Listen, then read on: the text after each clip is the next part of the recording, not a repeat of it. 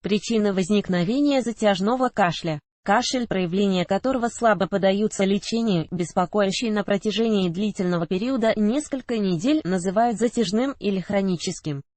Затяжный кашель ребенка не зря беспокоит внимательных родителей, этот симптом нельзя игнорировать. Если по истечении 3 недель лечения он не отступает, рекомендуется повторно обратиться за медицинской консультацией для уточнения поставленного диагноза. Типы затяжного кашля. Затяжный кашель может иметь форму сухого, непродуктивного и мокрого или влажного кашля, продуктивного. При сухом нет отделения слизей, дыхательные пути не очищаются. Смена сухого кашля мокрым во время лечения говорит о скором выздоровлении ребенка. Затянувшаяся на несколько недель сухая форма говорит о несоблюдении рекомендаций врача и, возможно, неправильной постановке диагноза. Наиболее распространенная причина затяжного кашля – осложнение недолеченного воспаления дыхательных путей. Родители часто самостоятельно уменьшают дозу лекарств детям, так как боятся их негативных побочных эффектов. Особенно это характерно для приема антибиотиков.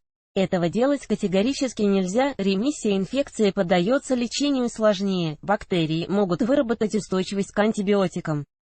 Затяжной сухой кашель может иметь такие причины: избыточная чувствительность стенок бронхов к раздражению. Провоцировать приступ может слишком сухой воздух, дым сигарет, пыль. Проблемы с органами пищеварения. Кашляние во время еды может говорить о дисфагии, нарушении процесса глотания разной природы, возможности образования бронхопищеводного свища.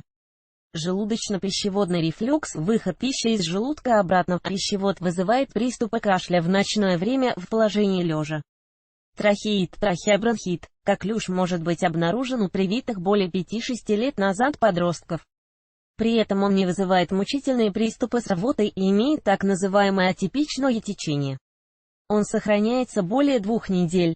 Психогенный кашель сухой наблюдается днем, во время еды и сны прекращается. Такая реакция, психологическое проявление обсессивно-компульсивного синдрома, напоминает тик, неосознанную привычку. В таком случае приступ спровоцировать может стресс, также это способ привлечь внимание родителей. Чаще подобное наблюдается у слишком беспокойных тревожных родителей, уделяющих большое внимание покашливанию ребенка. При подозрении наличия психогенной компоненты необходимо в первую очередь убедиться в отсутствии соматических причин других заболеваний легких. Причины затяжного мокрого кашля. Постинфекционная гиперпродукция слизи эпителием дыхательных путей обычно не требует лечения и проходит через неделю-две. Такое состояние наблюдается, например, после перенесенного острого бронхита. Астма. Астматический кашель беспокоит при попадании в организм аллергена при аллергической форме астмы или неаллергенного раздражителя. Пыли, неприятного либо резкого запаха, физической нагрузки, сильного стресса. Отличается он от простудного глубокими вдохами, шумным дыханием, свистом. Отделяемая мокрота прозрачная, стекловидная. Приступ при бронхиальной астме опасен, так как может привести к удушью в случае отсутствия неотложной помощи.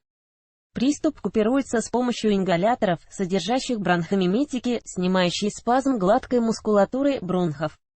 Воспаление придаточных пазух носа, синусит, гайморит может вызвать у ребенка затяжной кашель.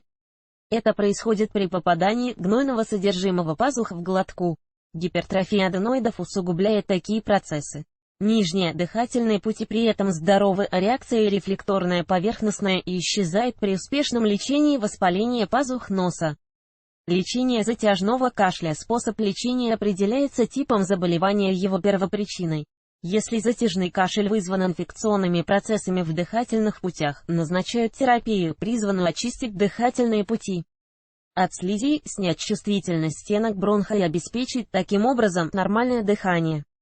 При отсутствии откашливания используют медикаменты, направленные на контроль рефлекторного центра кашля в мозге, а также средства, снимающие излишнюю раздражительность бронхов. Лечение мокрого кашля базируется на применении муколитических, разжижающих мокроту и отхаркивающих препаратах.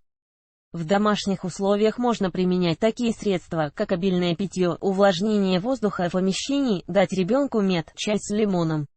Однако не стоит медлить с медицинской консультацией, в домашних условиях вылечить хронические заболевания не удастся. Читайте далее, что делать, если у вашего ребенка появился кашель. Как определить заболевание по видам кашля? Что делать, если у ребенка сильный кашель и высокая температура? Какие наиболее распространенные причины заболевания?